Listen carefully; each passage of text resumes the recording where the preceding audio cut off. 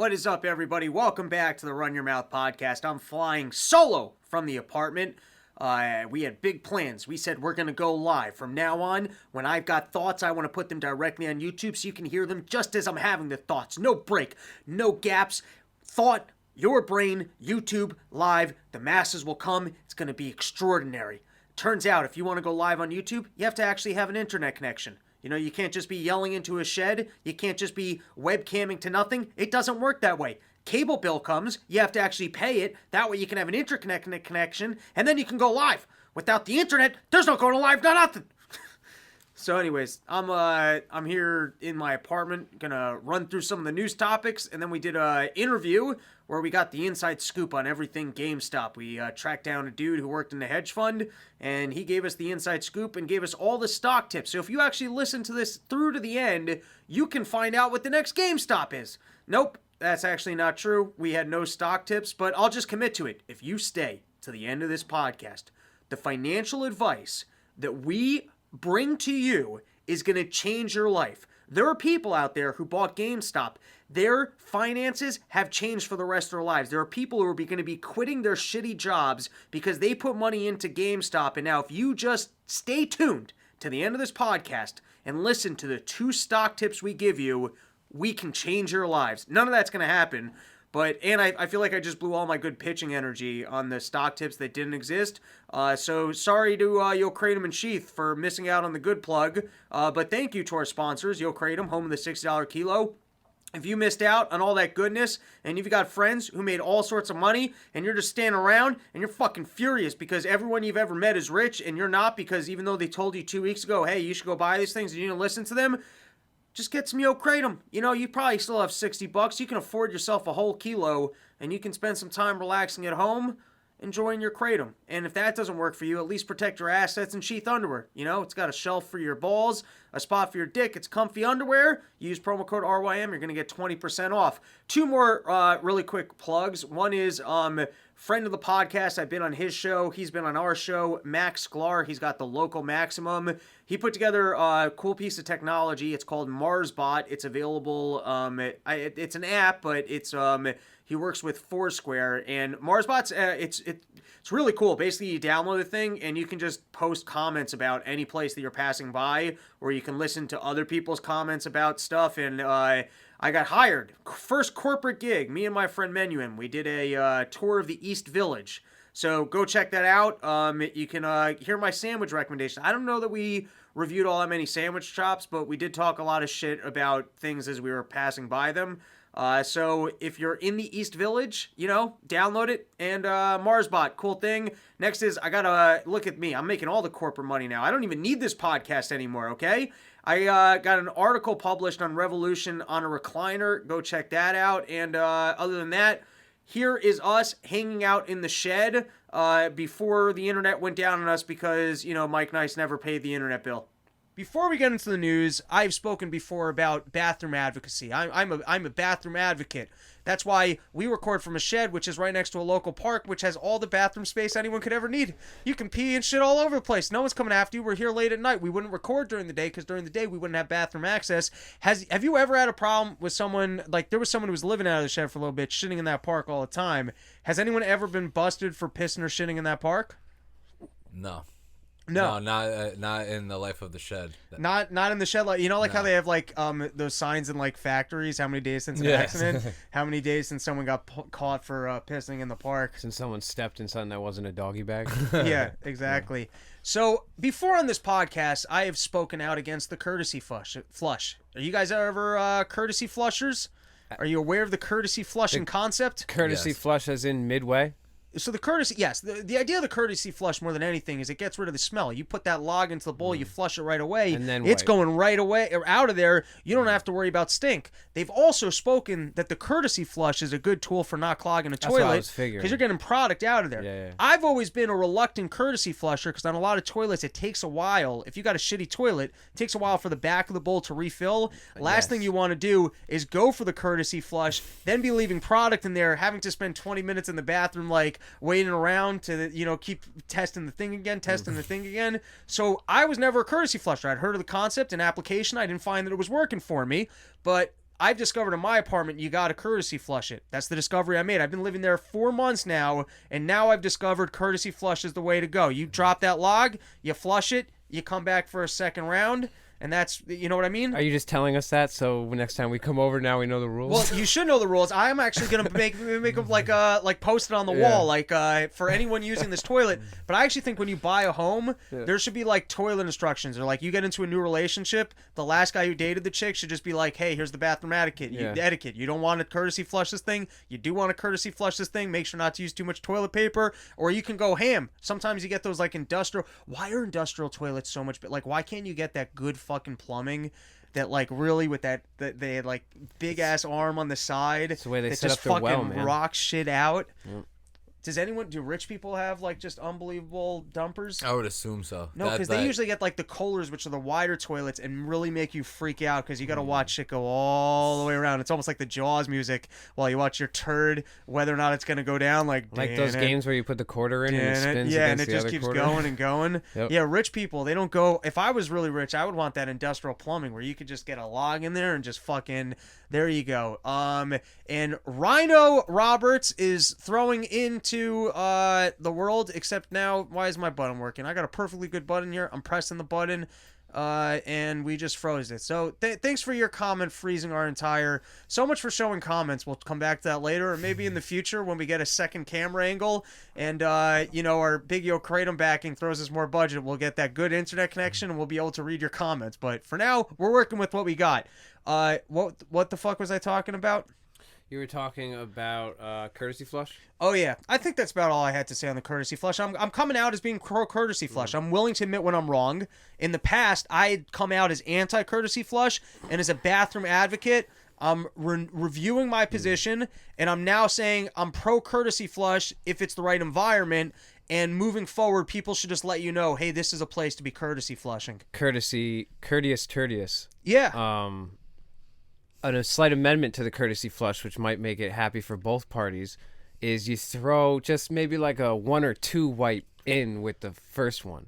So then, because sometimes, say it's a crazy shit and you courtesy flush that shit, but you end up using half a roll of fucking goddamn toilet paper trying to clean up because you're not going to step in their shower and, So you're saying sometimes you got to flush the wiping operation. Because that might be the shit that really fucks up someone's toilet, not even the fucking like the poop.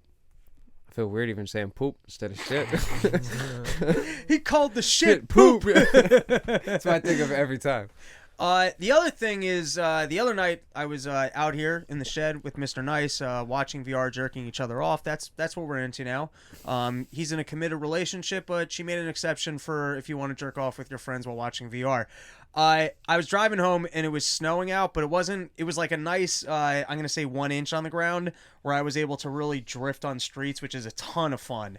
It wasn't enough. I love it when you get like a foot and then you can go find that open parking lot and just do, which I haven't done in years, but when you get there and it hasn't plowed yet, like 2-3 feet of snow and you're just doing donuts for days. Absolutely. Yeah, I haven't done that in a long time. It's a lot of fun. But anyways, I was having fun taking my car around these corridors, purposely skidding.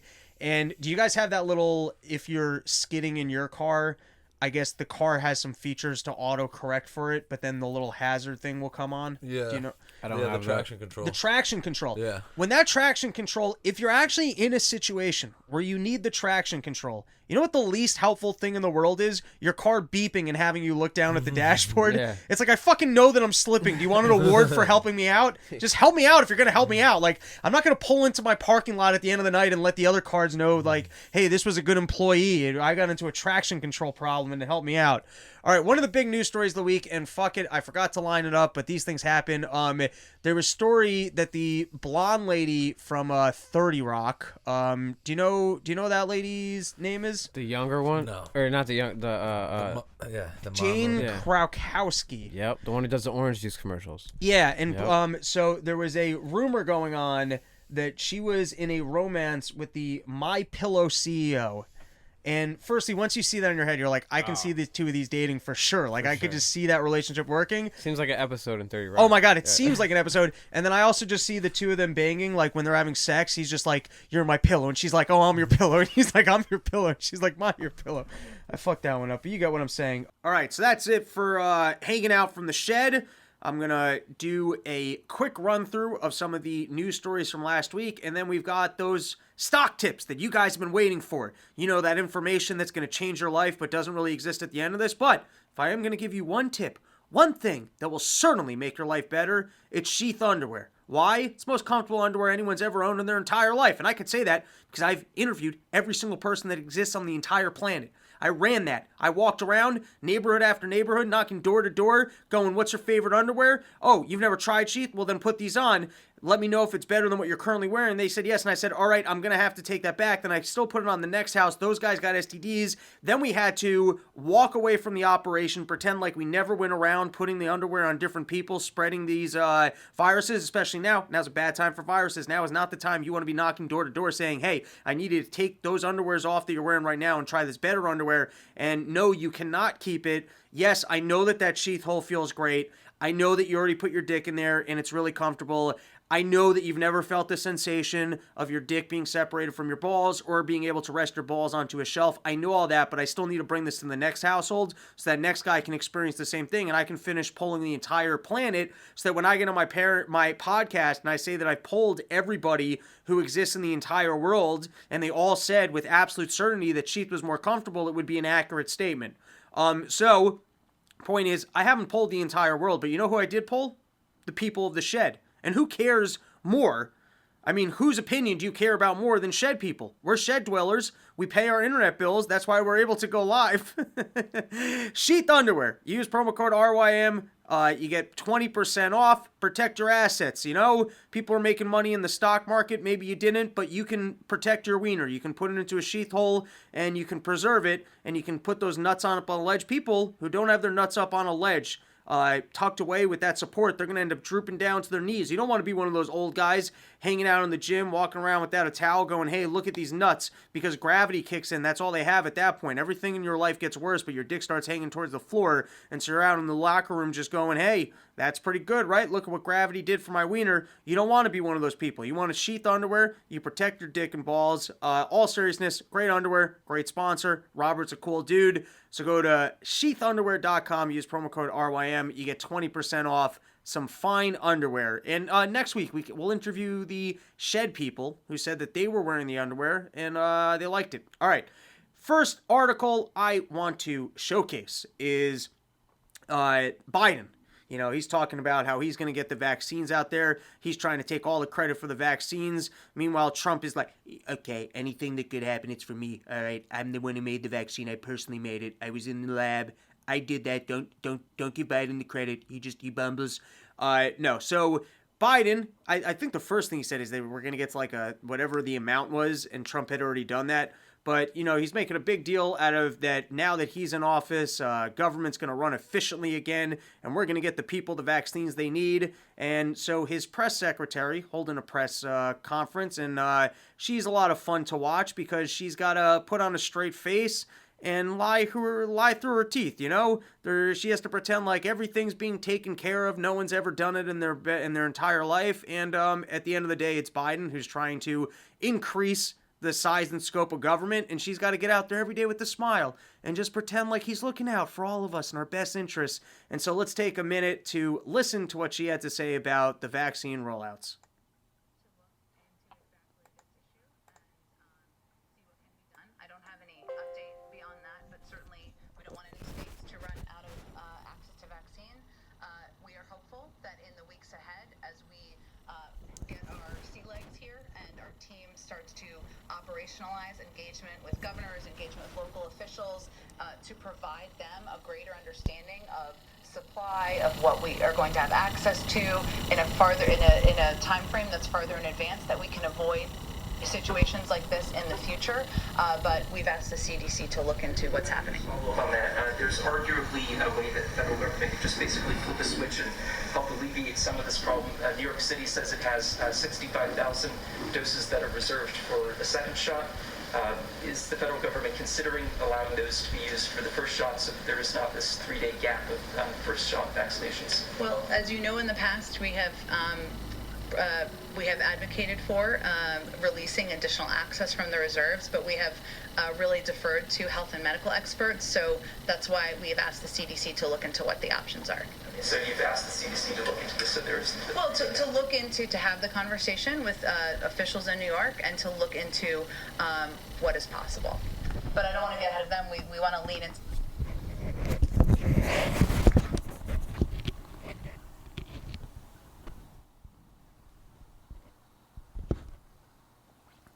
What a great job that is. Oh, now I got to reset my levels.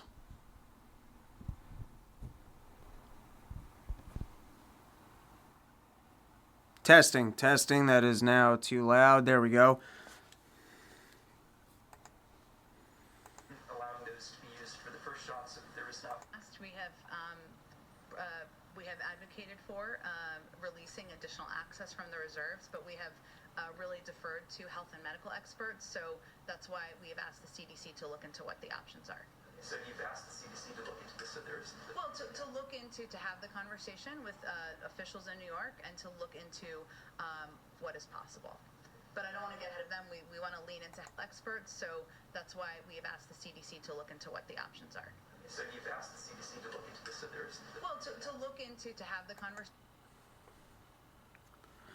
What a great job. We looked into it to tell them to have the conversation, and that's what's so great about government. It's got so many different branches that, you know, there's always so many. Well, we called up that division, and so that division had a meeting where they started to have the conversation about having the conversation to get the directives back to these people, and we're trying to make sure that we've got open communication channels, so we've actually created a new board of communication that will figure out the guidelines for communicating between these 4 different groups of people to make sure that we can take care of this as swiftly as possible. And so the new directives are in place and the communication is being had.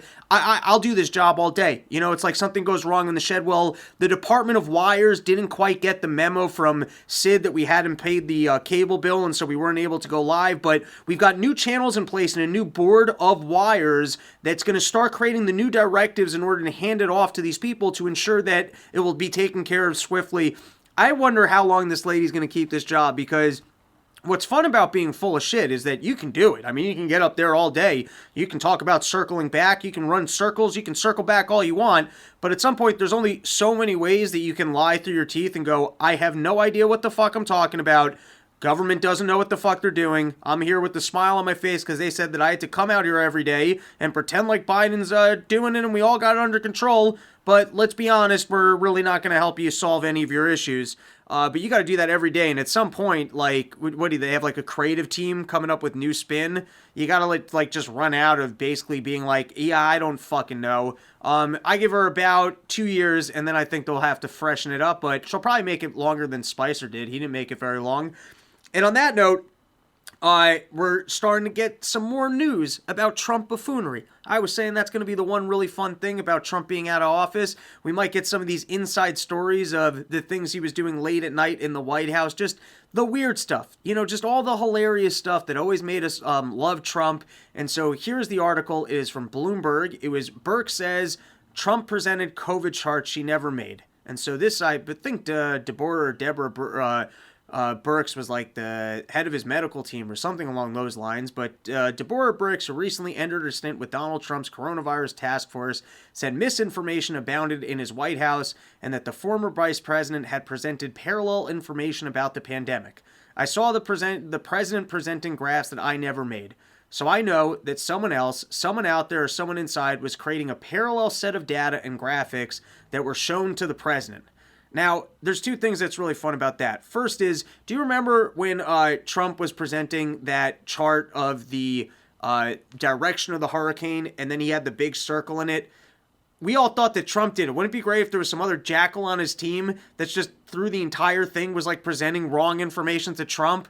Like Trump, when every time he was like, there's so much wall built, we built so, it's because some guy was like showing him pictures of like stick figures and how the wall was built. Every time he's like, they're gonna love us. It's some guy was showing him pictures of people being happy. Like maybe Trump's not that big of an idiot. Maybe there was some guy the whole time who's just feeding him wrong information, and that's why, you know, he was actually seeing pictures of everything being so amazing and great, and that's why he kept his confidence through the whole thing. If someone was just giving him an honest report, And even if that's not true, just the thought that government has these well-paid people in these jobs, and then there's just some other person undoing their work. It's like, we've got the foremost health experts giving us the information, but not directly. We have them handed off to another person so that they can make adjustments, and then the president will see the adjusted version, which didn't actually come from the health expert. Good thing we have these people and we're paying them money, huh? All right, next news story is... I would like to get away from talking about Trump unless it's about the buffoonery. Unless we see these great stories about just the weird shit he was doing, the rice he was eating, the midnight Sundays, his sex schedule with Melania, and whatever happens to that weird kid of his. We haven't heard any conversation about that weird kid. I want to hear the stories about that guy. What's he been doing in the White House all these years? I guess he's just always kind of been off limits. I don't even know what that Trump's name is. But I feel like Trump didn't kill him. Just took him out back and said, you're no longer a part of the Trump family. But they tried to impeach Trump. That effort seems to have failed. And I was looking into it, and this is why the whole impeachment thing was just such a sham. First is, I took a look at the Constitution. I want to read to you the language of the Constitution when it comes to impeachment. The Senate shall have the sole power to try all impeachments. When sitting for that purpose, they shall be an oath or affirmation. When the President of the United States is tried, the Chief Justice shall preside. So the line, when the President of the United States is tried, that seems to suggest to me, it's got to be the President. Anybody else? Not included in the Constitution. It's not talking about you can't impeach non-presidents. Doesn't say previous presidents. Doesn't say people that were once president. It seems to say when the President, which sounds like the guy who's currently president. But, you know, there's all these legal scholars, and they're really good at making things up and pretending like it fits the Constitution. I'm just a simple man reading some simple English. Here's the next piece I want to point out. So the president, vice president, and all civil officers of the United States shall be removed from the office on impeachment for and conviction of treason, bribery, or other high crimes and misdemeanors. And there's a simple joke structure. It's called the rule of three. You know, you do two things, it establishes a pattern. You say the third thing, it breaks the pattern. I should have an example on the top of my head, but I'm not funny, so I don't. So anyways, in this case, you've created a pattern. Impeachments for and conviction of treason, bribery, or other high crimes and misdemeanors. Doesn't that sound like it's not just up to interpretation for, you know, the senators or Congress to go, hey, this is an impeachable offense? Like, I've heard some people say, hey, if every senator is upset about the guy sneezing, well then, you know, it was left open to their interpretation. This doesn't sound left open to interpretation. It sounds categorically, whatever's in this other thing of high crimes and misdemeanors has to be the equivalent as being as bad as like something along the lines of treason or bribery. You know, we've established that it is really bad shit, like treason and bribery, really bad shit. Other high crimes, I guess that would be like murder or something along those lines. And then they were talking about how if we don't try Trump, then it's like a get out of jail free card. That's what Schumer kept saying over and over. And maybe we'll have to have a legal scholar back on here, but I would like to know, and I was talking about this on Part of the Problem, if the president walks out of the White House one day, just decides to kill someone with an axe, so does that mean that unless they're impeached, they can't go to jail for that? There's no court case? Like, are you just off the hook for any crime that you commit while president? Because if that's true, then I would say we probably need to change the Constitution, that, you know, a president can just be tried for crimes if they're committing crimes. It doesn't seem to me like you would need to impeach somebody in order to find them responsible for a crime. But then I guess it does leave the question of why did they create this impeachment thing whatsoever? Because I guess treason, bribery, or other high crimes, you should just be able to try the crime and then remove them on the basis that they're a criminal and they have to go to jail for the crime. So, you know, I guess I walked myself into a question here of which I don't have the answer, but what I certainly can answer when it comes to high crimes and misdemeanors, you should go look up. Rand Paul gave a great speech. He was talking about how, you know, Trump's saying, hey, let's go peacefully protest at the Capitol. And I did not rewatch the speech, so I can't verify that that's the exact language that Trump put out there. But when he said, hey, let's go over to the Capitol, he was saying, are we holding Bernie Sanders responsible for that guy who shot at me in the field because of what happened on healthcare? We call it holding, I think it's Maxine Waters responsible, who was screaming about harassing other senators. This clearly is not the standard of high crimes and misdemeanors that someone should be impeached for. And it also seems pretty obvious that a president should not even be impeached. And let's stop talking about Trump so we could start focusing on all the stuff that Biden's fucking up. Because there was a great moment, Biden signing all these executive orders. And, at the end of one of the conferences, firstly, I think Biden is on strict orders, no saying anything that isn't literally just being read off a teleprompter. And then at the end of these ceremonies, these picture ceremonies where people come in and the interviewers are there taking pictures, they won't let, not only will they not let this guy take any questions, they don't even want him to hear the questions because he'll respond to them.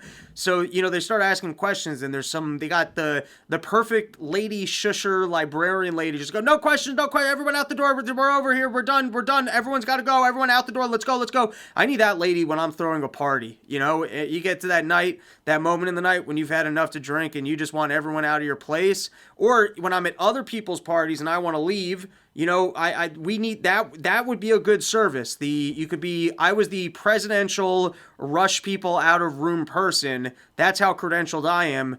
Good person to have on hand. So Biden, he's executive orders left and right because that's the way this country is supposed to work. We just get one guy in there, he barely wins, maybe he steals an election, and then he can just sign executive orders. No reason for House or the Congress, any of these things. Why don't we just unwind the whole thing? We can save some money, and then the president, all he's got to do, sign some executive orders. He's got a vision for what everybody wants. There's no reason to have a conversation about it. It's a better system. It's more efficient. So one of the things he did was he canceled the Keystone Pipeline, and according to Bloomberg, that's going to lead to 48,000 tons of scrap. So the Keystone Pipeline, I don't know, and nobody's doing journalism on it. I got all sorts of questions. Is it that there was some super wealthy guy who managed to get Trump to give approval to this thing? And so, yes, it is an environmental risk. Yes, there are people being displaced from their native lands. This should not be there. And it was just totally morally wrong that it was being put up. And fuck these companies and whatever investment they made because it was not in our best interest. That could be the case. It seems like a lot of the conversation, we almost need to see a battle between trains and pipelines, because the pipeline people are all like, look at all these jobs that we have, this pipeline's more efficient, and we're getting things away from the trains, and the trains, they waste all this energy, and these trains, they're actually more of an environmental hazard. And then I guess the people who shut this down are all like, no, these pipelines, they spill all the time, and they're displacing people, and there's environmental risks. I can't tell you. What I can tell you is that I would think that as a society, we probably benefit when people, and I'm not talking about eminent domain in this particular case, I'm just saying theoretically, I would think we benefit if large corporations come in and they want to make investments in infrastructure. Like imagine the George Washington Bridge. That thing's got traffic all the time, right? And the tolls are like $15. Not only do you got to sit in traffic, they also rape you up your butthole. And they make it all automatic, so you don't even see it on your bill because can you imagine if you still had to pay cash every time you were going through there and it was like the 15, I don't even know what it is. I feel like it's probably about $15. I remember when in high school when it was $8 and we thought that was too much. We're like, we'll just stay on this side of the George Washington Bridge and, maybe someone else has $2. We can get ourselves a dime. But do you remember dime bags? Man, that was a high school thing. When was the last time you bought just $10 worth of weed? And when I was in high school, that made sense. Now, that just sounds like you got a problem. If you're trying to scrape together $10 just so you can have that one little nug of, cheap, shitty weed. Anyways, I don't know why I went down that rabbit hole. So you're trying to build, another bridge, trying to get rid of the congestion. Maybe yours going to be cheaper for travelers, more efficient. And so you get the government permit, you put $1 billion in, you build half the bridge, and then just 4 years later, the person in charge of government changes and they go, nope, we're revoking your permit. That just doesn't sound like a very forward-looking approach for society or incentivizing these investments to get made, where there's no guarantee that in 4 years from now, because not everything should be a 2-year project. There are some really, there's probably some 10-year projects that people can be investing in. 15-year, I don't know, that sounds a little bit too forward-looking, but some substantial infrastructure definitely takes a long time to actually get done. And for somebody to do it, they probably want a guarantee of the fact that there's actually going to be profits and that they can complete it. And so it would seem to me that government being able to give you the approval, you get the permits, you move forward with everything, you're actually making all this investment, that the next guy can just come around and go, nah, we're gonna take that away. That does not sound like a good or winning structure for anybody, but I would love to see more information on exactly what the Keystone Pipeline was doing and whether or not it would actually benefit us, because who knows, maybe it was really, really horrible and would have, created some real environmental hazards, and there were some evil corporatists building in places that they shouldn't have been, and only Trump was willing to look the other way. I doubt that was the case, but, maybe if someone else in the world actually, with the resources like a Bloomberg, included this kind of information in an article, I wouldn't just be standing here asking these questions. Next is, he's got all sorts of things going on with global warming. This is from BBC News. I'm just going to read the top of it. Biden signs existential executive orders on climate and environment. U.S. President Joe Biden has signed a series of executive orders designed to address climate change, including a new ban on some energy drilling.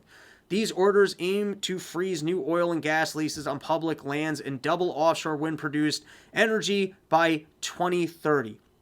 I've mentioned David Stockman's book, The Great Deformation, before. One of the chapters that I loved is he has a whole chapter breaking down the green energy initiatives of the Obama administration. And he details numerous companies that got massive amounts of money from the government, and it did not lead to any new innovations that would help us in any way. It was basically a handout to those companies. And on the same note, certain companies in the same field of green energy that were funded through the private market have made advances. Government comes in, they give you money. You're not beholden to real investors or actually driving returns. So, you get that government money. Maybe you're a friend of these people, and boom, you can don't really need to actually follow through on that stuff, because I don't really know what the recourse is. I guess government doesn't claw back those funds from you. So we're going to put a big old windmill on the top of the shed. Maybe we can convince them it doesn't need to spin, doesn't need to generate any energy, but maybe we can get some of this government money looking for wind-produced energy. We'll go out there at the end of every show. We'll try and fart into it. We'll go, hey, we're making our best efforts to make that windmill move. It's not our fault that there's not much wind down here, but, maybe we can get that government funding for this wind energy and then afford the cable bill and actually be able to broadcast live. So, like I said I was going to have investment opportunities for you as this episode go on. I said at the beginning, so invest in the ShedCast wind and fart farm, where we fart into the windmills, hopefully with enough velocity to capture some, because think about it, most of the time when we're farting, you just fart into the wind, or you fart in your car, that's it. That energy is expelled, there's heat there, there's a little bit of momentum, and it's just gone. But we're creating a new institution where we're going to be farting into windmills to try and capture that energy and put it back into the economy. And so hopefully we're going to be able to get the government funding to really research the viability of this project. And once the government funding comes in, that's when we're looking at exponential growth. That's when not only are we going to attract other investors, but we're going to attract the research scientists we need to really make this vision a reality and propel us forward through fart gases. So I told you there were going to be stock tips, and then I told you that there weren't really going to be stock tips because I didn't have any, but now I made good on the offer. So just look out for, we'll have investment brochure shortly for the ShedCast fart farm. Okay. And then even on this note, and I had this lined up before, because this is actually my third attempt at getting this episode out, but you can go watch on YouTube. John Kerry says straight up that this is a starting point, because even if we get the USA to zero emissions, it will do nothing. So just know, they're trying to they're making sacrifices here for no reason whatsoever. It will do absolutely nothing to help anybody except somehow wrangle a little bit more control to the people that want to have that and shame us as if they care about the environment. What were some other executive orders that Biden made? One is he's changed the law about Here, let's read it directly, because this one's important. You get into office, you got to address the most important issues first. Biden rescinds Trump ban on transgender people serving in the military. And I hope there's some lady sitting at home who just picks up her dick and goes, "We're going back to war." And I like the idea of transgender people in the military, because I would like it if they made a elite, like, SEALs team of just all those people. Because imagine if you're ISIS, like, it sucks getting beat by America, but it really sucks getting beat by our transgender squad. Like, if we have a transgender SEALs team, exclusively transgender, and, you know, we're just fucking up these Muslim terror. I'm not saying we should be at war, but if we're already going to be at war, you might as well, you know, make these people feel like, man, we better give up. We're being beat by their transgender people. So maybe I'll run that up to the military. You know, maybe they'll see that and they'll be like, we should build the elite transgender SEAL team squad. Exclusive. Proud Boys leader was prolific informer for law enforcement. And of course, he's claiming that I don't know what you're talking about. This is a Reuters article. Somehow they got their information on the court case where his lawyer put forward that this guy's been working as an informant. And what creeps me out about this possibility of this guy being an informant is they keep trying to look to the Proud Boys and go, look, we've got this horrible tide of white nationalists inside this country, and it is scary. And if you remember, and please go fact check me here, I believe that the last time in Washington, this guy was arrested because he was the one that burnt the flag. So if theoretically the FBI was, let's say, interested in the optics of painting the picture that we needed a domestic terrorist title and that there was this horrible movement of white nationalists that were a significant risk to everybody, I would think that maybe they would want to put individuals into that movement that would push it a little bit more forward into that direction so that they could then go, hey, look, we need our funding here, or hey, look, we told you that was going to be a real issue. We better go treat it. And if you look at what happened in Michigan with that militia unit, we covered this a couple weeks ago. I'd have to go look back at the specifics. It looked to me like the same thing happened over there, where the people working for law enforcement actually pushed it in that more crazy direction so that then they could report on it and also take it down. It could also very well be that the FBI is looking for some sort of power here, or they're looking to make some sort of an impact in our culture, you know, where they want to be able to police certain things that they can't currently police. And so they're actually leading this movement in that way, and perhaps most of the people in the movement aren't even interested in that. But if they can just get these select incidents of the optics of, for instance, them burning a Black Lives Matter flag, or, you know, I guess beating people up at these these protests or whatever it is, maybe they'll be able to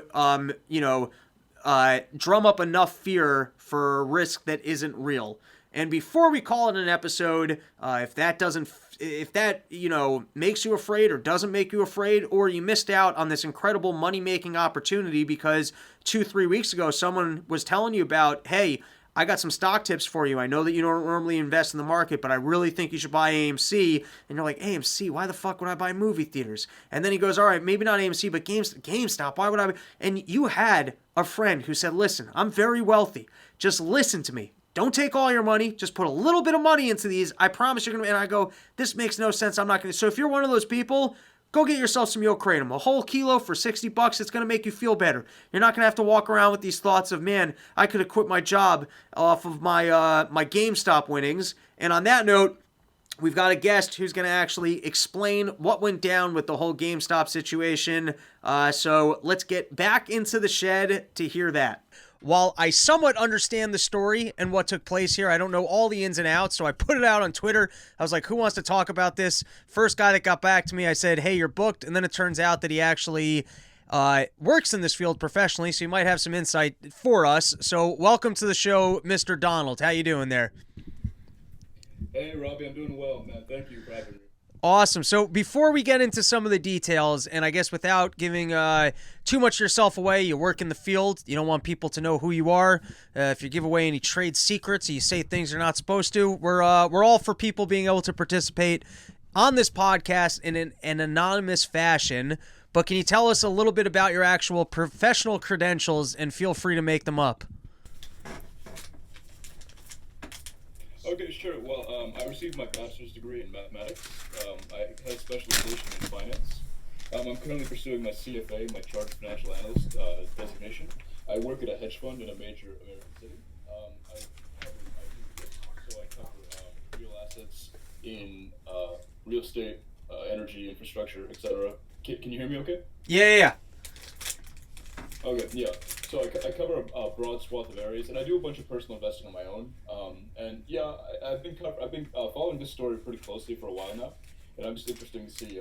It's just interesting to see, like, the broader reaction. It's really strange to see, like, your own profession kind of like splattered all over Twitter and social media, because I know people like are tangentially aware of like the stock market and the financial industry, but like to see like memes and viral tweets about it and all that stuff, it's something to see. So I'm very it's been a hell of a week.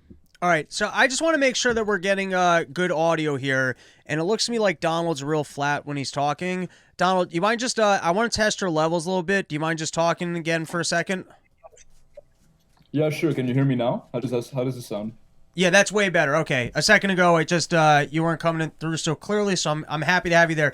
So a couple weeks ago, a friend of mine actually reached out to me and he said, dude, you got to get in on GameStop and you got to get in on AMC. And now I don't invest much, and I certainly am not a fan of the wild speculative things or things that I don't understand. GameStop is not a place that I've been to in the last decade. I understand that more of the video game market is digital. Like, I have an Oculus now. I bought the first video game I have in the last 10 years, and I just ordered it digitally. Most people, they're on the subscription plans. So I would think GameStop is not the place I want to put my money, because I'm more of, if I'm going to buy something, I like to not trade. I want to buy and hold. Same thing with AMC. Do I really think AMC is making some wild and incredible comeback, or that there's going to be massive demand for movie theaters? That's not something that I want to buy and hold. It doesn't seem like a good option for me. So on both of them, I was like, all right, sounds interesting. And that guy was so right that yesterday I called him up in the morning and he goes, oh no, it was at the end of the day, and he just went, Rob, I'm rich. I just bought myself a new house and a Lamborghini. And I was like, man, I guess I missed out on this one. But to loop people in, and then you can kind of give people the fuller story. So essentially, you have this forum on Reddit. It's called Reddit Wall Street. And there was big time shorts out on GameStop. And so a bunch of retail investors actually piled into this thing, and they managed to beat the hedge funds that had the shorts. So I'll turn it back over to you so you can actually give us some more of the dirty details on the story. Okay, great. Well, let's start from the beginning. So let's look at like structurally how this happened. So if you look at the 80s and 90s and even the 2000s and even some of the 2010s, trading was not free. You had to go directly through a broker at like a major investment bank. So it was approximately, it was going to be several dollars per trade. Like in the 80s and 90s, it was $7 per trade, right? And even the 2000s, the cost was coming down. And then 2010s and late 2000s, a lot of online brokerages came online, like TD Ameritrade, Charles Schwab, Robinhood was the big one. And so what these did was that they brought down the cost of trading. So now retail investors can get into trading. So now anyone with an internet connection and a smartphone can jump straight into any security they want. They can hop in and out. They can buy options. They can buy bonds. They can buy equities. And I think that's really important in the context of the story, because retail investors have largely been shut out. So, if, for example, a lot of hedge funds wanted to manipulate the market, historically, they would just buy up, large blocks of a security and drive up the price, or vice versa. And so with this, it was kind of like you can kind of look at it as the democratization of finance. Can we, I want to pause you for 1 second there, because I would think, in my opinion, I would think that the hedge funds, the other people, they're kind of the sharks, and they want as much money into the system as possible. So from what I understand of Robinhood is they're front running every order. Now, that's not necessarily a problem, because at the end of the day, if I want to buy General Motors and like I'm a buy and hold investor, the fact that they might front run my order, if it costs me 10 cents more, but I get the transaction for free, and it's not even 10 cents, we're talking about slices of a penny, it doesn't matter to me, and then they make their money because they're front running these things in mass. And I guess there's also additional things that they're able to do in terms of that if all the stocks are there, they're able to package it together so that they can lend it to people to short. And, to me, I would think that they're like the more suckers they can get into the casino and the more money that is swirling around, the more sophisticated players can figure out how to, trade off their algorithms, the momentum, and be more sophisticated. So I would have thought that it was like the more players in the casino, the actual better that would be for all of like your long-term hedge funds and more sophisticated players. Do I have that wrong? No, I think that's for the most part right. I think what these people didn't expect, like these sophisticated investors, is like coordination by retail investors, which is a big thing here. And you're absolutely right that essentially having more players in the market increases the amount of data, which by definition is going to increase potential risk opportunities, potential arbitrage opportunities, et cetera. So I do think that a lot of hedge funds largely have benefited from the influx of retail investors over the last 10 years into the markets. It's also caused a huge rise in passive investing. That's why you've seen like a lot of like major mainstream names like Tesla, Amazon, FANG stocks go up enormously in price because of the rise of passive investment vehicles. But I do think what just these large sophisticated investors, quote unquote, didn't expect is like broad scale coordination by retail investors. And that's okay. And then just a wild ass question from me. If you look at like the total money in the market and we were to, just make your simple pie graph, and I had in one slice of the pie, it was like, hedge funds, money in the market. Another slice of the pie was pension funds. And then the next slice of the pie was, schmucks like me who are on Robinhood. I would still think that Robinhood slice would be not as large as kind of your institutional players, but maybe it's like any other market, you can't beat the masses. It's like if you got millions of people with a single dollar or $10 in the market, that actually represents a large amount of the money that's sitting in the stock market. So I'm curious because this is the first I'm thinking of this right now as I'm asking you this question. If we were to look at that pie of money in the market, like how much of a percentage of the money in the market would you say is these newcomers who are like got bored during Corona, opened up their Robinhood accounts and are just kind of, new to the market and trading a couple $1,000s? Obviously, there's no exact data out there, but like from my estimates, from what I've seen at work and et cetera, I've seen on Wednesday there was $25 billion worth of transactions of GameStop, and I think approximately 8% of those came from retail investors. So just for context, a lot of the money is still like large institutions, asset managers, et cetera. And a relatively small portion of the money is newcomers. However, like when you consider the fact that like maybe 10, 15 years ago, the retail investors were like maybe like 1%, and nowadays they might be like low double digits, high single digits. Like that's a significant increase. And the big thing is not just the fact like the amount of money that they have, but the fact like they're all trading at the exact same time. Like if 10% of the market immediately starts like buying and buying and buying all coordinated once tomorrow, that's going to shift the price regardless of like if it's not like 50% of the market. If 50% of the market starts doing it, it would cause huge waves, which doesn't happen very often exactly. But, right. Okay, so now let's describe what's so actually before we start to describe the specifics of what's so fun in this story, I interrupted you in the middle of a point earlier when you were describing how the playing field has changed because there's so many retail investors in the system, and I was suggesting that I would think that would benefit your larger hedge funds who are, acting in a more sophisticated way. So the more people that are there, the more they can kind of capture spreads. But I'd cut you off. So if you can remember that point, we can pick back up from there. So yeah, essentially, no, okay, let me try and go back to think about what I was thinking about.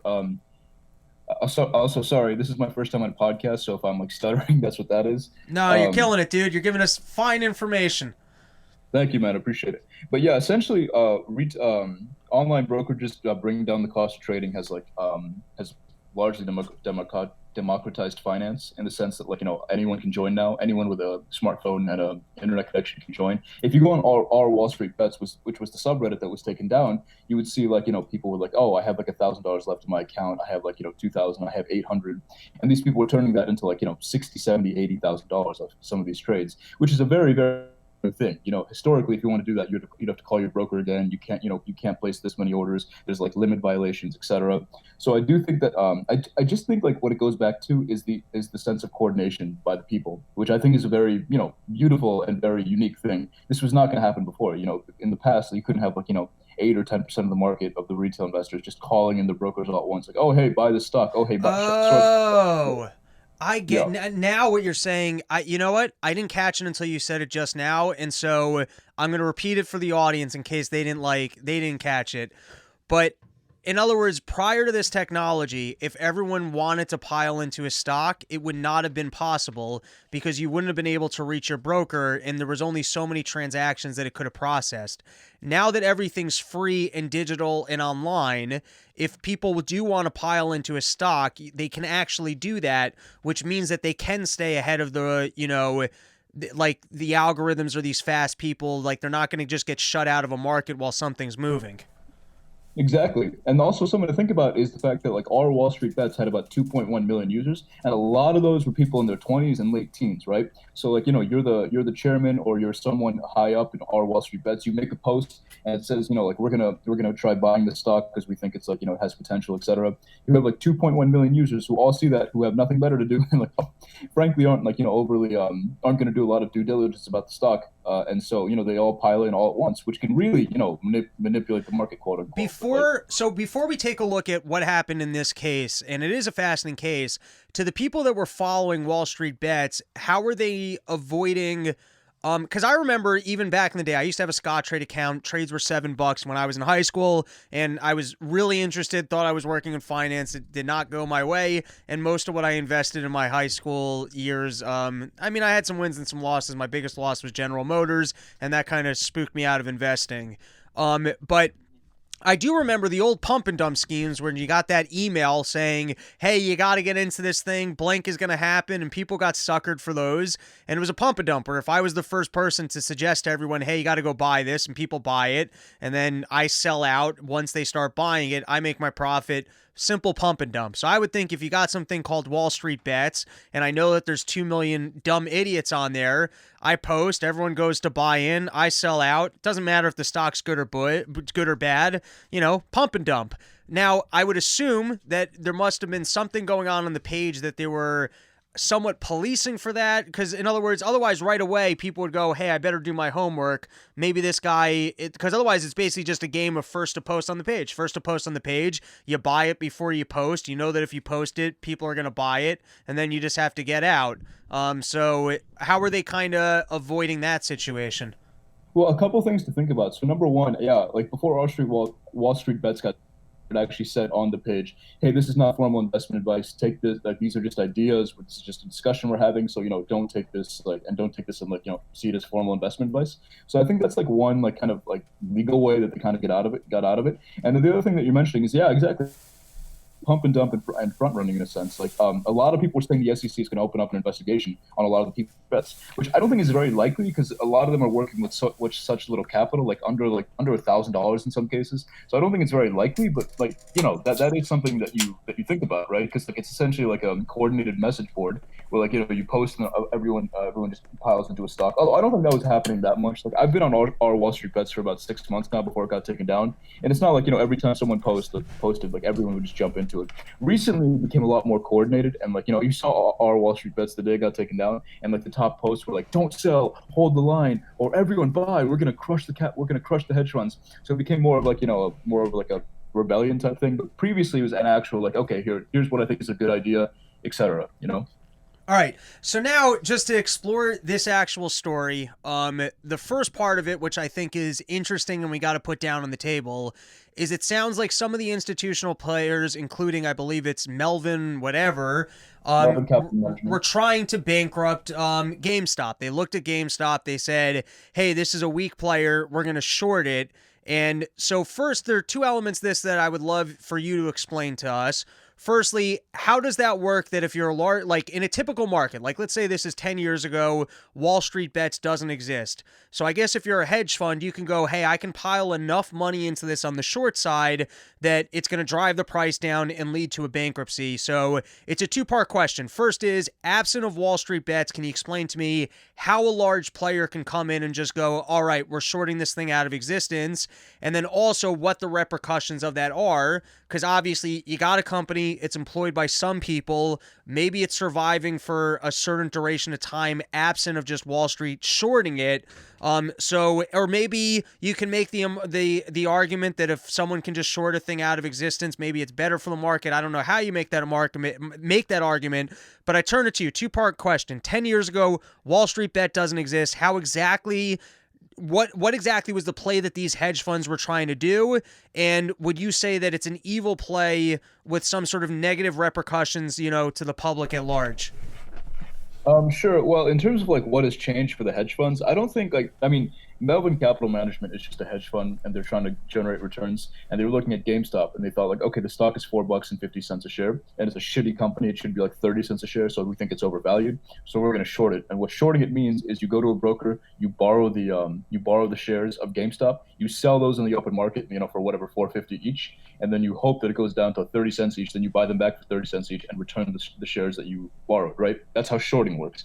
So I don't think that their process necessarily has changed too much. Obviously now they have more data, so now maybe they have like potentially more avenues they can go down. Like, oh hey, a bunch of people in this market are going to go do this, so potentially that's a good short.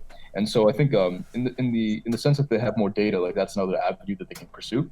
And in terms of like whether it's ethical or not, like, I hate to sound like a socialist type person, but like, yeah, I do think that it is pretty predatory in a lot of ways. A lot of people call it like vulture capital instead of venture capital, because they're essentially just looking at a stock that's already beaten down, that's not, have a bunch of people buy it if it does go down, and they just pile in and say, okay, everyone short it, we're going to drop the price down, we're going to generate some returns, and this is done artificially, potentially coordinated. Like, there used to be idea meetings, what people used to say is like where a bunch of hedge fund managers would just meet for dinner and they'd say, this stock sucks, it's all like, go short on it, or potentially like, this stock doesn't suck, let's go short on it, because if we just drive it down like 20-30%, we can generate some decent returns. Okay, and is coordinating in that way, like let's say you're the 4 or 5 largest hedge funds, and coordinated efforts can move a market, is that, and I'm not even saying, like, I'd have to take a step back and think about it from the libertarian perspective, whether or not like there's something that's immoral or unethical there, but is that illegal to do? Yeah, I'm not sure about all the laws, but like, yeah, I know that there's laws, also all sorts of laws about like, trading information when you have like, certain fiduciary responsibilities to your investors. Because like for a hedge fund, you're only allowed to invest if you're an accredited investor, which means you have at least $1 million in liquid assets. And so if you have that and you're certified as a hedge fund, there's all sorts of regulations that you're not allowed to do. And I'm sure like, I'm sure that these people found ways around it, but yeah, I'm sure that there are rules around like, not allowed to discuss like, positions with other managers, etc. All right, so now let's actually talk what happened here, because it's really fun and it's really interesting. But from what I understand, somehow Wall Street Bets got their hands on the information that there was a very large short position out on GameStop. And not only was there a very large short position, they were actually shorting more shares than are available in the market. Now, I don't know if that's because I guess they're buying put options, or what would that be? Selling naked call? No, you wouldn't be selling naked calls. That doesn't make sense for a short, but they were buying puts primarily. They're buying puts. So in other words, if you're buying puts, puts are, all options are essentially a simple derivative product of the stocks. But like, buying a single call option, when you buy a single call option, like how many shares of stock is that representative of? 100. 100 shares. So if you buy a single put, it's the same. You're shorting. If you're buying a put, a naked put, you're basically the equivalent of shorting 100 shares of the stock. Is that accurate? Yeah.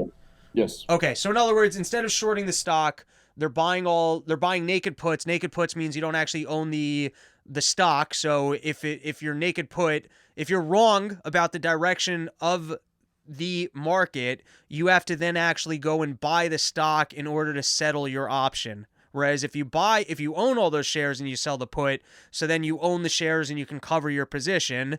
And so I guess if people are, and it's easy enough, you can track the option activity on a stock, right? Like if I just looked up a stock tomorrow, I can see what the option activity is in terms of how many of any particular contract has been sold. Is that accurate? Yes, exactly. So in other words, it's as simple as I can look at any given stock and go, hey, there's more put positions that have been sold on the market here than actually exist in physical stock. Is that also accurate? Like that simple math that, even tomorrow I could look at I don't know, theoretically, if we sold Shed Corp and there was 100 shares in existence of Shed Corp, and somehow there were 100 put options on Shed Corp, which mean that there are over 1,000 shares, I could go, oh shit, they're shorting more shares than actually exist. Yeah, exactly. You'd be able to see that. All right, so it's actually fairly simple math. So in other words, these guys just looked at the people of and I haven't actually seen the post. It's just the story that I heard. But the people on Wall Street Bets, they looked at the short positions and said, hey, these guys are trying to short more stock than is in existence. And they said, hey, let's all pile into this thing. And what makes piling into it a sure bet is that at some point, people need to settle their short positions, and you end up what they call as a short squeeze, where the people are forced to settle their positions on more stock than actually exists, which means that there's not infinite demand, but there's going to be more demand for the stock than there is actual stock, which means that they have to continuously try and chase less and less available stock, and they have to close out of their position. And the higher the thing goes, the more likely they are to receive a margin call, which means the higher the stock goes, the more people are going to have to close out of their short position. So if you can actually just flag these situations, like this is almost a simple moneymaker. I'm surprised more hedge funds don't do this play, that if I can just see, hey, some other fuckers are shorting this with more than what's available in stock, I can just pile in on the buy side and fuck them over. It would seem to me like this would almost be a pretty mechanical Wall Street maneuver. Just do the math, build an algorithm that tells me when there's too many shorts out on any given stock, and fuck those people. Yeah, I do think that that's a common thing, but the reality is that it doesn't happen very much because a lot of hedge funds realize that there's a lot of risk involved with shorting, because potentially the losses with shorting are unlimited. If you go long in a stock, the most you can lose is if the stock goes to zero. But if you go short on it, the stock keep on going high and high forever, just like a Tesla, right? So potentially that could cause a lot of losses rather, for these hedge funds. So I think a lot of them are careful about doing something like this. And the reason they weren't I think nervous about doing it with GameStop is that it's not a trendy company at all. And it's become kind of up until this last week, GameStop was basically like a meme in the finance community, because it's like, well, who the fuck is still buying GameStop? How is that company still in business? So I do think maybe that's why they got a little carried away potentially. And I do think another thing to consider is the fact that Melvin Capital Management, the company, the hedge fund that was very short on GameStop, was a major shorter of Tesla, right? So that's interesting because Tesla is a very popular stock among retail investors. So I think a lot. I mean, I don't want to speak for anyone on. A lot of them took that personally, and they kind of thought okay, these fuckers were super short Tesla. They were trying to destroy Elon Musk, and now they're super short GameStop. Let's try to stick it to them, Right. And it's funny, from my limited experience of working in I worked in one hedge fund as an intern in college, and then what I thought was a hedge fund, but it turned out to be they were more money makers in gold, which I didn't understand. The whole options thing and market making was above my head. And for people that don't work in this field at all, I guess I'm a little bit more interested in the technical trading or playing things directionally, whereas the market makers are just more interested in capturing a spread. And to be honest, that was way too complicated for me. But speaking to the point that we were talking about a second ago with these hedge funds, I remember they were saying that it's un-American or whatever. I forgot what their saying was, but that it's maybe they were saying it's un-American to short the market. And to speak to that point, what there might have been really good opportunities to go, hey, the fundamentals are off here. This company should not still be in business. Let's go short it. I would think that in this environment, it's really hard to make those plays whatsoever, because there are no fundamentals. It's how much money is the Fed going to put into this thing. You can short a company that shouldn't exist, and you should be making that money, and the Fed goes, you know what, we're going to buy their junk bonds. And then it's not like the Fed goes, oh, well, we better give this hedge fund the money that they put into shorting this because we cheated the market. At the end of the day, no matter how many fundamentals are on the table and how right you are, it's hard to tell what the fuck's going to happen here when, in my opinion, the Fed's distorted the entire market by making, some forms of capital available either through buying corporate bonds, junk bonds, or, even some of the effects we're still seeing from QE 1, 2, and I don't even know what number they got up to.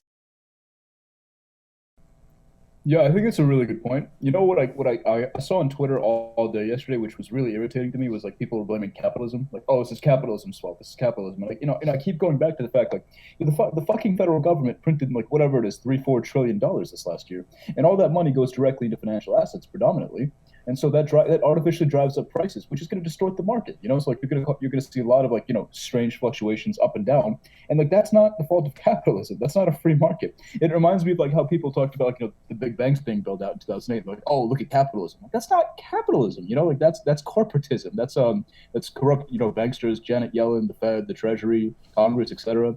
And like now people are saying, oh, Congress should start a committee to look into what happened. And I just keep going back to like, what the fuck do people think is going to happen? Like, what, they're going to hand out some fines? They're going to make some statements? Like, nothing is going to happen. Yeah, and also the entire attraction to Wall Street, at least in to some ways, is the fact that there's so much money that's in that system, somewhat because of the Fed, that like I was saying at the beginning, that winners attract more people to the casino. The fact that everyone's pensions and everyone's money, everyone who can afford to be in the market has done well over the last couple of years, and that's because of the Fed's involvement. That's going to attract more and more people, which is going to create more and more scenarios like this. Which brings me to my next question. When I see your schmucks at home, your 20-year-olds hanging out on a website like Reddit whatever, and beating the house, this just strikes me like the end of the bubble. Like, maybe I'm just dead wrong. Maybe the thing just keeps going up forever. But there's something about stories like this that make me feel like we're at the end of the bubble cycle, when you have like the real crazy shit where an asshole like me, if I just listened to my friend who called me a couple weeks ago, could have made more than my annual salary in a week because of a fucking fluke. Like, if I put a grand into GameStop the other day, I'm not doing the math. You're good at math. What would I have made if I put a grand into GameStop when it was at, I think my friend told me about, maybe it was either AMC or GameStop when it was at like $4 a share. On either of those, I probably would be at like 60 grand or something, right? Yeah, if you put a grand in at $4.25 a share, then you sold at GameStop's high, I think it would have been a little shy of 80 grand. There you go. I would have made more than I've ever made in a year of working by some random play. Now, maybe this is just going to be one of the greatest fluke stories we've ever heard, but I kind of feel like when you've got all the random schmucks rushing in like this, firstly, I think the Wall Street players, and we're going to get to this next with all the shenanigans they pulled today, I think they're going to learn how to beat these players. You got to realize the math mind sitting in rooms working these algorithms, you'll figure out the momentum trading on when something gets posted on one of these threads. It's just new information, and believe me, you guys will figure out how to fucking wipe these kids. It's almost like when you play poker and some kid goes all in early on a bluff and he wins, but then you just register like, oh, this guy's a bluffer, and then you know how to play him. Like, Wall Street, you guys are the geniuses of geniuses, and especially, not that you guys win all the time, but it's like being an actuary. If you were going to keep playing the game over and over, you know what I mean? The odds are in the house's favor.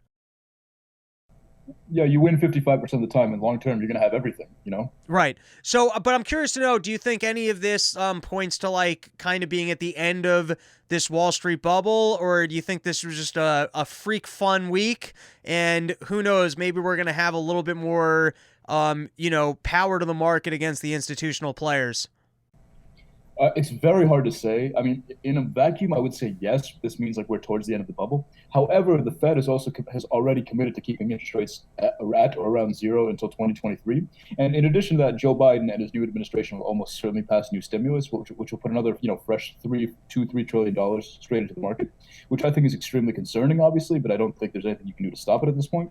So I mean, I do think it is entirely possible. Like the bubble might pop in the next few months or the next year here potentially. But I do think that due to potential like government manipulation, the bubble might persist for another few years, which is going to make it much, much worse when it pops, actually, which is, a kind of a scary thought, but that's just the reality, Right. Okay, so last question for you. So already today, Robinhood, they shut down people's ability to buy shares in these particular companies, and I don't think they were the only one to do it. I believe TD Ameritrade did it as well. Yep. What my friend who had invested in these companies pointed out to me is that tomorrow is, excuse me, burping for my beer.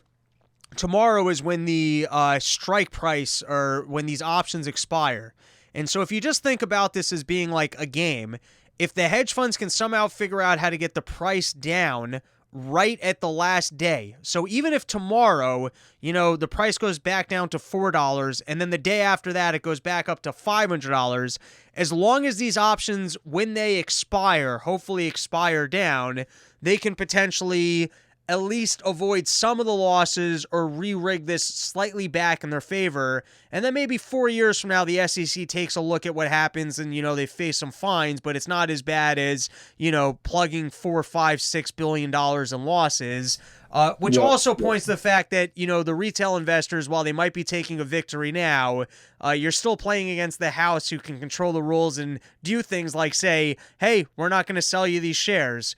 So I'm curious to hear your thoughts on what kind of changes we might see to investing so that the institutional players can make sure that they don't have this problem again. And also, I guess it's the 3-part question. If you think they're going to get in trouble for what they did today. Okay, well, let's talk. This is a very big question. I think it's very important. Number one, Warren Buffett always says that it takes 30 years to build a reputation and 1 day to destroy it. And when you think about that, you're going to think a lot more carefully about your actions. Robinhood has consistently been seen as the platform for like common people and retail investors and people who don't have a ton of money to invest directly into the market. And so when Robinhood earlier today said, we're not going to allow you to buy GameStop anymore or buy AMC or buy any of these hot stocks, because of specifically of like what, a lot of these hedge funds have directed us to do. I'm telling you, Robinhood destroyed its reputation, maybe not forever, but for a damn long time. There are a lot of people who are like, fuck Robinhood, including myself. I'm not going to use Robinhood. So what are you going to switch to? I think TD Ameritrade did the same thing. Yeah, this is the next part of the question. Like, what changes are you going to see? Like, I think this is going to be a prime hotspot for decentralization and blockchain technology to allow it such that you're not able to see people's transactions and people are able to trade without their information being out there, and the market isn't able to be manipulated by these large hedge fund players. If decentralized, then Citadel and Melvin Capital couldn't just give Robinhood a call and say, yo, stop letting people buy these shares because we want the price to artificially go down. So I do think this is prime real estate for blockchain and decentralized technology to come in and to try to innovate in this market. All right. So before we let you go, any closing thoughts on this? Because this was a fascinating topic because most people who aren't invested in the market don't think about the stock market that often. And obviously it was fun to see a hedge fund take a loss. It's like watching, I'm a Yankees fan, but it's like watching the Yankees lose to whatever the worst team in the MLB is. It's always fun to root for the underdog, and especially as no one likes the big banks or these large institutional players. It's kind of fun to see them take a loss, which is why this was such a fun story. So any other things that you just want to throw out there you feel like the Run Your Mouth fans should be aware of? Okay, guys. Well, this is what I'm gonna leave you with. This represents institutional failure on a major level in such a way that we've seen the last 10 years. Donald Trump represented institutional failure in politics, and I think he also represented institutional failure in media. Now you're seeing institutional failure in the legacy financial system, which is essentially a quasi-governmental organization. I do think that you're going to see a lot more innovation coming out because I do think people are starting to realize like they have a common enemy, and the financial system is involved in that, not just like the media class, not just the political class, etc. So I do think that this is a watershed moment in a lot of ways, and I am kind of concerned short-term what could happen because I do think there will be a lot of volatility in the market and like just social unrest when people are realizing, holy fuck, the market isn't free, the media isn't free, politics is rigged. What the fuck is going on? So I am potentially concerned about that short term. But I'm telling you guys, this is actually a good thing because the more they show their hand, the more people realize it's all bullshit, and the more people will turn against these major institutions that have been fucking over the American people and fucking over just people in general and destroying the market, destroying lives for decades now.